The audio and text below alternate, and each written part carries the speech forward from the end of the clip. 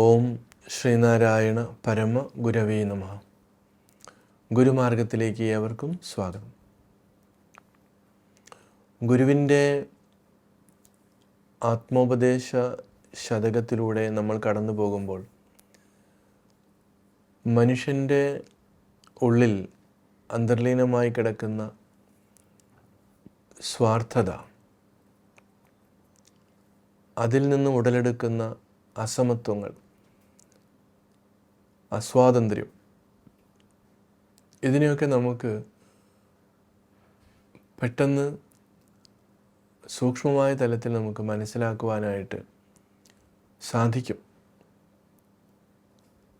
അപ്പം നമ്മൾ കഴിഞ്ഞ ശ്ലോകത്തിലും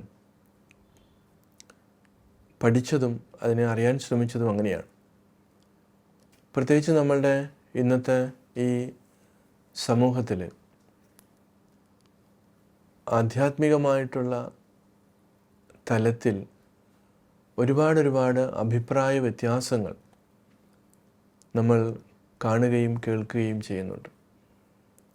ഇതിനകത്ത് രാഷ്ട്രീയമായിട്ടുള്ള മുതലെടുപ്പുകൾ ഒരു സ്ഥലത്ത്, അതേപോലെ തന്നെ മതപരമായിട്ട് വ്യക്തമായിട്ടുള്ള അറിവിൻ്റെ അഭാവത്തിൽ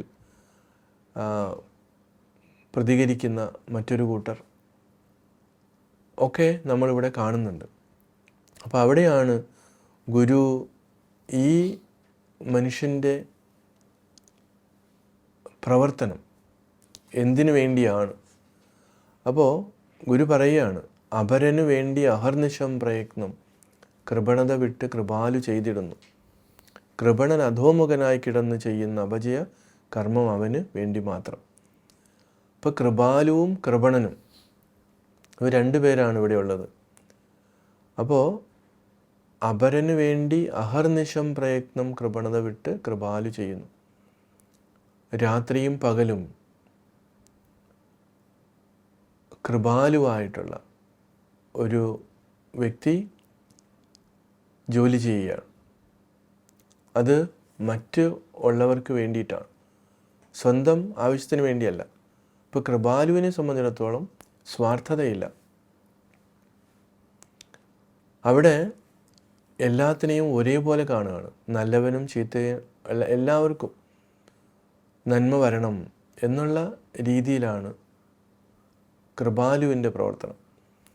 എന്നാൽ കൃപണനോ, അവൻ അധോമുഖനായി കിടന്ന് ചെയ്യുന്ന അപജയകർമ്മം അവന് വേണ്ടി മാത്രം. അപ്പോൾ ഇന്നത്തെ നമ്മുടെ ചുറ്റുപാടും നമ്മൾ കണ്ണോടിക്കുമ്പോൾ, അല്ലെങ്കിൽ നമ്മൾ അവനവനിലേക്ക് തിരിഞ്ഞു നോക്കുമ്പോൾ, നമ്മൾ കൃപണനാണോ കൃപാലുവാണോ എന്ന് നമുക്ക് തിരിച്ചറിയാൻ പറ്റും. നമുക്ക് എത്രമാത്രം ആ ഒരു കൃപ, ദയ ഒക്കെ ഉണ്ട്.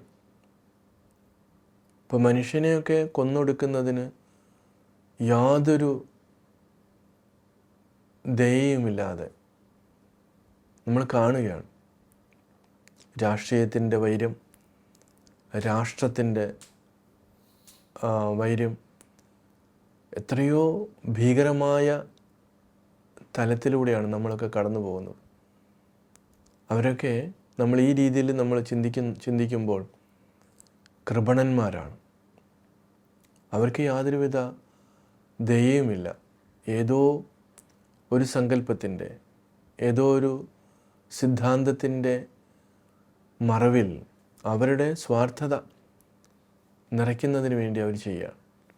ഇപ്പോൾ സനാതനം എന്നുള്ള വാക്ക് തന്നെ നമ്മളുടെ ഈ ഇടയ്ക്ക് ഭയങ്കരമായിട്ട് ചർച്ച ചെയ്യപ്പെട്ട ഒരു വിഷയം. ഇപ്പോൾ സനാതനധർമ്മം എന്ന് പറയുന്നത് ശരിക്കും പറഞ്ഞാൽ ഈ സത്തയാണ്. പക്ഷേ അനാചാരങ്ങളും അന്ധവിശ്വാസങ്ങളെല്ലാം കൂട്ടി ഇണക്കിക്കൊണ്ടുള്ള ഒരു സനാതനം ഇല്ല. അതാണ് കൃപണന്മാർ ചെയ്യുന്നത്. അവർ അധോമുഖമായിട്ട് ചെയ്യുകയാണ്. അപ്പോൾ ബാഹ്യമായിട്ടുള്ള ആചാര അനുഷ്ഠാനങ്ങൾ നിലനിർത്തുക എന്നുള്ളത് കൃപണൻ്റെ ആവശ്യമാണ്. കൃപാലു അങ്ങനെയല്ല.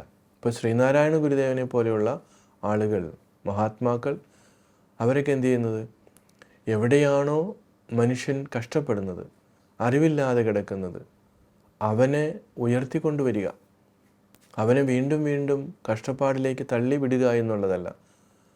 പക്ഷേ നമ്മുടെ ക്ഷേത്രങ്ങളും പള്ളികളും മോസ്കുകളുമൊക്കെ അതിനെ ചുറ്റിപ്പറ്റി നിൽക്കുന്ന ആചാരങ്ങളിൽ മാത്രം ഒതുങ്ങി നിൽക്കുകയാണ്.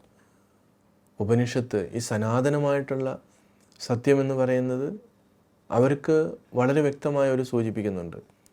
ഈ ക്ഷേത്രമെന്ന് പറയുന്നത് പുറത്തുള്ളതല്ല, അത് ഈ ശരീരം തന്നെയാണ്. ആ ശരീരത്തിനകത്ത് കുടികൊള്ളുന്ന സത്തയെ, ചൈതന്യത്തെ തിരിച്ചറിയാൻ പറ്റാത്തവർക്ക് വേണ്ടിയിട്ടാണ് ബാഹ്യമായിട്ടുള്ള ക്ഷേത്ര നിർമ്മാണം നടത്തിയിരിക്കുന്നത് എന്ന് നമ്മുടെ ഉപനിഷത്തും ഭഗവത്ഗീതയും അതുപോലെ ഗുരുവും ഉൾപ്പെടെ പറയുന്നുണ്ട്. അപ്പോൾ അങ്ങനെ ഗുരു കൃപാലുവായതുകൊണ്ടാണ് എല്ലാവർക്കും ആ ഒരു സ്വാതന്ത്ര്യവും സമത്വവും സാഹോദര്യവുമൊക്കെ നിലനിൽക്കാൻ വേണ്ടിയിട്ട് ഇതൊക്കെ ചെയ്തിട്ടുള്ളത്.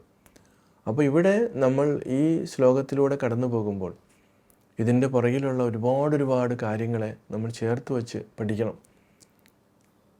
ഏറ്റവും ചുരുക്കി നമ്മൾ പറയുമ്പോൾ നമ്മൾ ഓരോരുത്തരും ചിന്തിക്കേണ്ടുന്നത്, ഞാൻ കൃപാലുവാണോ അതോ കൃപണനാണോ? ഇതാണ് നമ്മൾ തിരിച്ചറിയേണ്ടത്. അങ്ങനെ ഒരു തിരിച്ചറിവ് വന്നു കഴിഞ്ഞാൽ പിന്നെ നമുക്ക് നന്നാകുവാനായിട്ട് എളുപ്പമാണ്. അതിന് സാധിക്കട്ടെ. ഏവർക്കും നമസ്കാരം.